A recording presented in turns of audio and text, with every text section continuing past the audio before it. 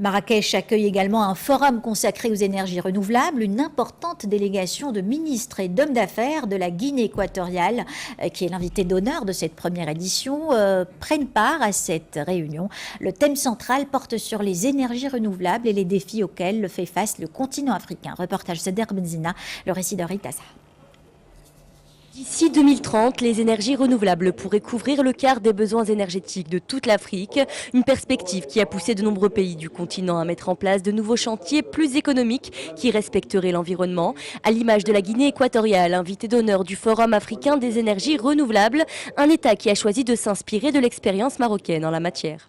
Le Maroc a l'expérience, a la technologie et aujourd'hui la Guinée équatoriale est en train d'accéder à cette nouvelle expérience, à cette nouvelle technologie. Et nous croyons, étant donné les relations qui existent entre nous et le Maroc peut jouer un rôle important pour l'accomplissement du programme de développement énergétique de la Guinée équatoriale. On lui a réaffirmé la volonté et l'engagement du secteur privé marocain à travers la CGM d'accompagner la Guinée équatoriale dans son plan de développement et dans son plan d'émergence 2020 en droite ligne avec l'engagement que le Royaume du Maroc à travers Sa Majesté a pris pour accompagner la Guinée équatoriale.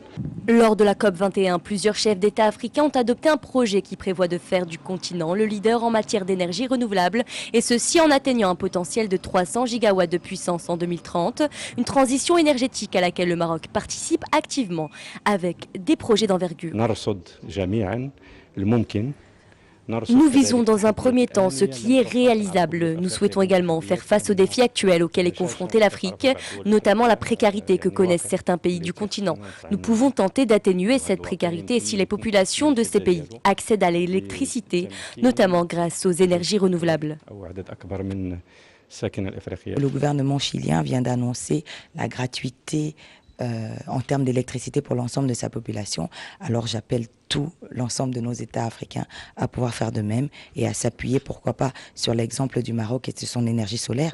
Aujourd'hui, près de 700 millions d'Africains n'ont toujours pas accès à l'électricité grâce aux ressources et au potentiel du continent. L'objectif de ces représentants et experts est de doubler la production d'énergie d'ici 2020 pour accompagner le développement de l'Afrique et satisfaire la demande en matière d'électricité.